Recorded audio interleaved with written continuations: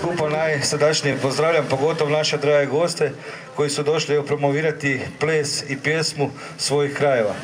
Drago mi je da vidim puno mladih ljudi, znači ne moramo se bojati da ćete znati čuvati naše stare običaje koji jesu.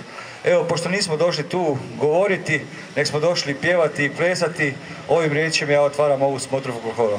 Hvala. Hvala načelniku na prigodnim riječima i na obraćanju.